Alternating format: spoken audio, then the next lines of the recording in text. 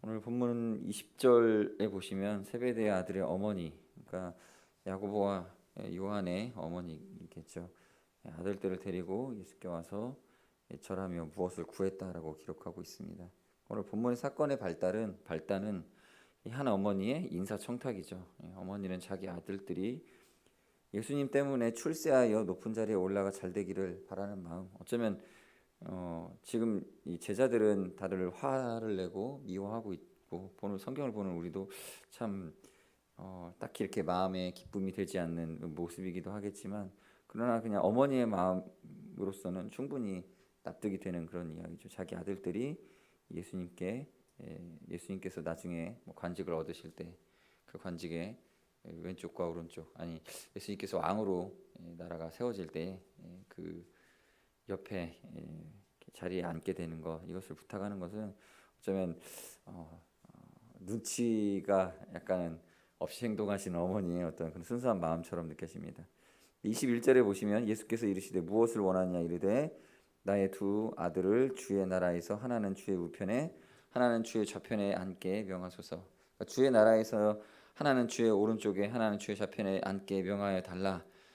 그러니까 아마도 어머니는 자신의 아들 곧 야고보와 요한이 좀 더 나은 위치에 올라서서 있기를 바랬던 것입니다. 이것은 당시 예수님의 세속적인 인기와 기대감이, 사람 대중 속에 있는 기대감이 작지 않았음을 보여주는 사실입니다. 예수님의 제자들, 사실 예수님을 따르는 목적이 우리가 생각하는 것처럼 순수하진 않았을지도 모릅니다. 예수님은 높은 자리에 오르실 것처럼 위대한 능력을 행하셨고, 많은 사람들이 또 예수님을 따라다니는 모습들을 보면서 예수님이 언젠가는 이 군대를 조직해서 로마에 대항할 수 있는 그러한 힘을 가지게 될 것이다라고 기대를 하였던 것이죠. 쉽게 말하면 예수님이 실권을 잡기 위해서 미리 실권을 잡기 전에 미리 말씀을 드려놓는 것이 더 좋겠다고 이 어머니는 그렇게 생각을 한 것입니다. 오늘날도 마찬가지죠. 유력한 대통령 후보가 나오면 수많은 지지자들이 자원하여 수고를 마다하지 않고 헌신을 합니다. 그러니까 나중에 당선이 되면 한 자리씩 취할 수 있는 이권을 기대하기 때문이죠. 세상 사람들이 말하는 그러니까 줄서기입니다. 줄서기를 잘해야 된다고 하죠. 오늘 본문은 청탁 자체를 금지하는 그런 내용은 아닙니다. 그러나 예수님의 뒤에 줄을 서서 따라가는 그런 모습을 보여주고 있습니다. 그러니까 아주 어떻게 보면 잘한 선택인 거죠. 말 그대로 이렇게 오해는 조금 섞여 있지만 정말 제대로 선택한 거죠. 예수님을 따라가는 것이 뭔지 잘 모르지만 그냥 선택한 거예요. 근데 그러니까 기대감을 바라봤을 때는 잘못 선택한 거겠지만 잘한 선택이죠. 예수님의 좌편에 우편에 앉을 사람으로 우리 아들들이 되게 해달라고. 좀 믿음이죠. 어떻게 보면 22절에 보시면 예수께서 대답하여 이르시되 너희는 너희가 구하는 것을 알지 못하는도다. 내가 마시려는 잔을 너희가 마실 수 있느냐? 그들이 말하되 할 수 있습니다. 그 잔이 무엇입니까? 예수님의 기도에서도 드러나지만 십자가의 죽음을 짊어지는 잔입니다. 못 모르고 대답한 대답이 이렇죠. 할 수 있습니다. 할 수 있습니다. 아마 그 잔의 맛을 조금이라도 당장 한 모금이라도 맛본다면 주님 이 잔을 내게서 멀리 옮기시옵소서 할 것입니다. 멀리. 그런데 그냥 할 수 있습니다라고 고백을 하죠. 이 고백이 다행인지 모르지만 굉장히 성취가 됩니다. 후에 야고보는 예루살렘 교회의 영광스러운 첫 순교자가 되고, 요한은 여러분들이 잘 아는 것처럼 그 노년에 이르기까지 복음을 증거하다가 계시록을 기록하기까지 긴 세월을 시련을 견디며 주님 오실 날을 기다리는 사도의 역할을 잘 감당하였습니다. 그들의 젊은 시절의 이 무리한 대답은 그들이 다 알지 못하는 사명자로서의 강력한 인도하심의 그 시초가 되었습니다. 종종 우리는 이 젊었을 때 멋모르고 다짐한 헌신, 이것에 대해서 그때 너무 어려서 잘못 생각했나 하며 후회하기도 합니다. 당장 이 먹고 사는 일들이 힘들고 지칠 때에 그때 내가 그 젊었을 때 조금 더 편안한 길로 갈 기회를 놓쳤었던 것 같다. 예수님을 믿는다고 하면서 너무 깊은 헌신을 한 건 아닌가 하는 후회를 하기도 합니다. 그러나 언젠가 우리는 주님 앞에 서게 될 것인데 그때에 가서는 그 젊은 시절의 순수함과 열정으로 택했던 그 결정을 자랑스럽게 여기고, 그때 다소 세상 물정 모르고 선택한 그 선택을 참 잘한 결정이었다라고 말하게 될 것입니다. 사실 우리의 인생의 매우 중요한 결정은 결정들은 대부분 우리가 순수한 청년 시절에 결정한 것이죠. 진학의 방향이라든지 배우자를 결정한다든지 또는 직장, 신앙의 노선, 또 어느 교회를 다닐지 등등 젊고 멋모르는 시절에 이 순수한 열정과 비전을 가지고 시작을 했죠. 그때 어쩌면 이 잔을 마실 수 있느냐고 물으셨을 때에 기쁨으로 네, 마실 수 있습니다. 우리가 그렇게 고백하였던 것 같습니다. 아무튼 그렇게 대답한 것은 내가 미련하게 대답한 것이라고 여기지 마시기 바랍니다. 우리가 미련했기 때문에 그렇게 선택한 것이 아닙니다. 오히려 하나님이 택하신 그 여호수아와 갈렙과 같은 믿음이었고, 또 요셉과 다니엘에게 주신 것 같은 하나님의 은혜였습니다. 뭐가 자꾸 울리니 죄송합니다. 그런 믿음이었습니다. 노년에 돌아볼 때에도 그 젊은 시절의 믿음이 청년과 같은 열정 여전히 남아 있음을 우리에게 보게 될 것입니다.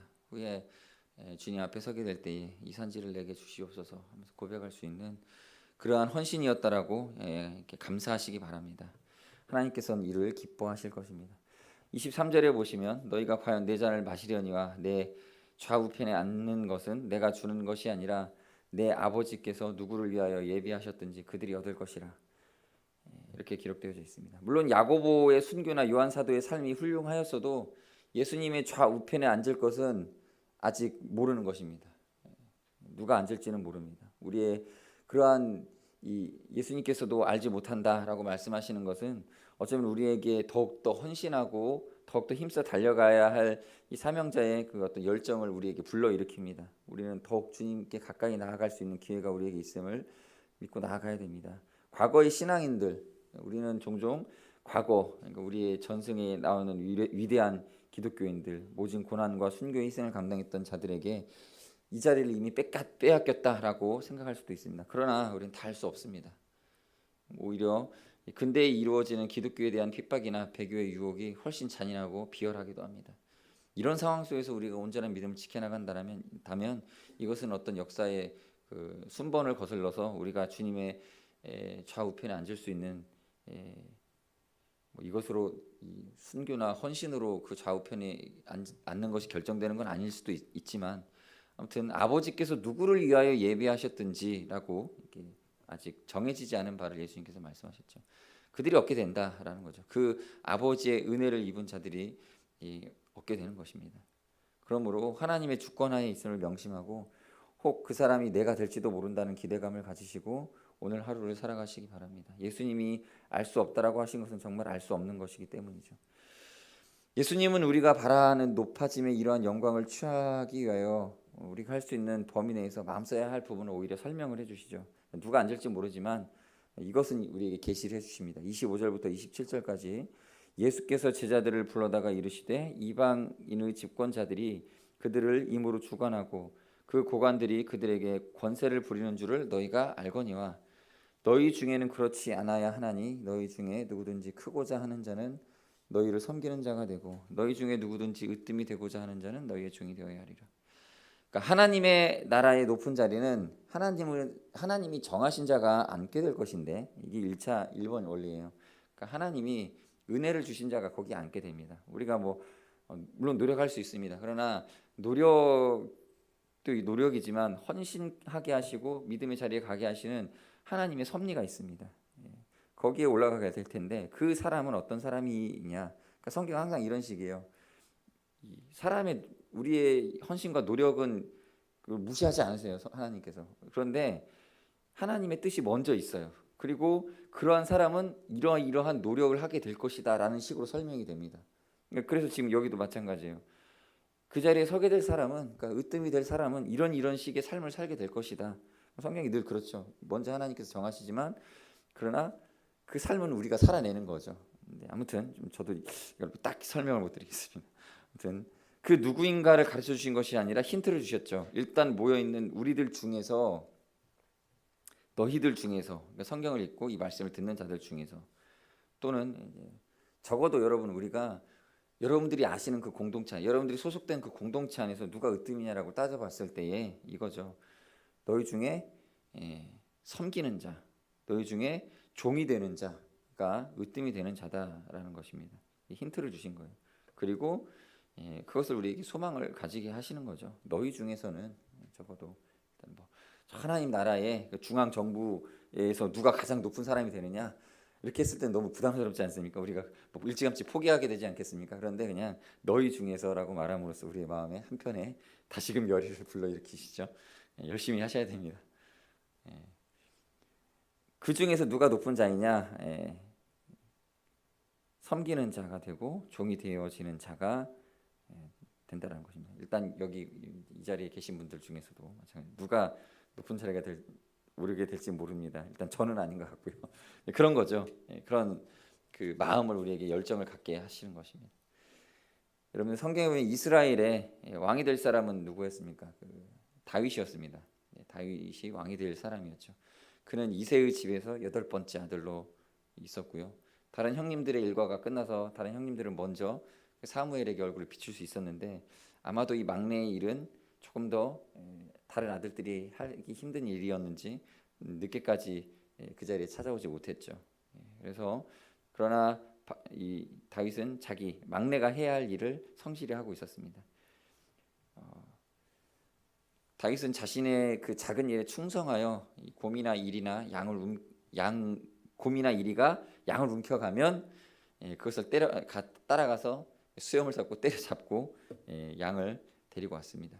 그러니까 그러한 섬김의 일꾼이었고 종이었습니다. 그래서 그가 다른 형들보다도 하나님의 눈에 기쁨이 된 믿음의 사람이었습니다. 그러니까 하나님의 택하심이 사실은 먼저였죠.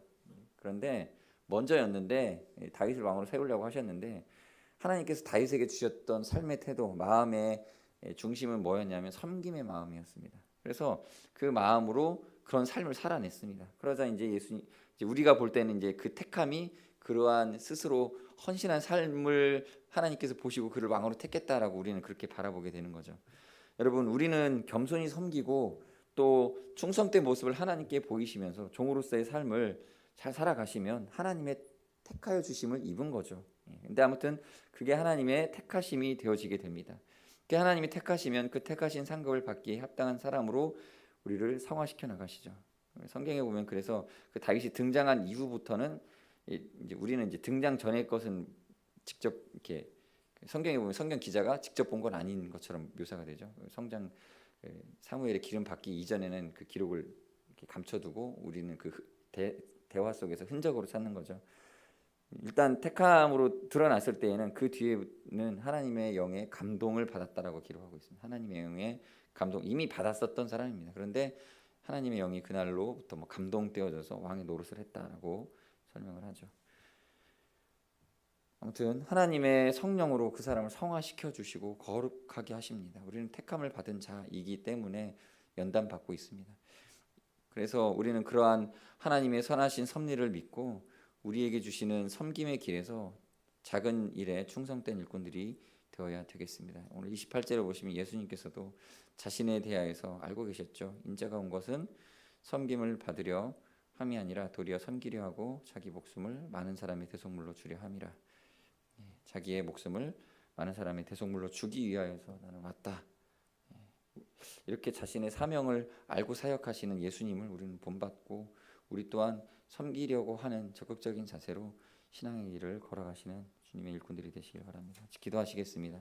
2가지 기도 제목 드리겠습니다. 첫 번째, 주님께 드릴 것은 우리에게 주신 소임에 충성하는 것뿐이죠. 주님 지금 맡은 일들에 겸손한 마음으로 섬기게 하시고 충성되게 하셔서 주님의 택하심을 입게 해달라고 기도하시겠습니다. 또한 한 가지 더 기도하실 때 우리 젊은 시절의 순수한 헌신과 결단들 오늘을 살아가는 지금 이 연단의 과정을 겪고 있습니다.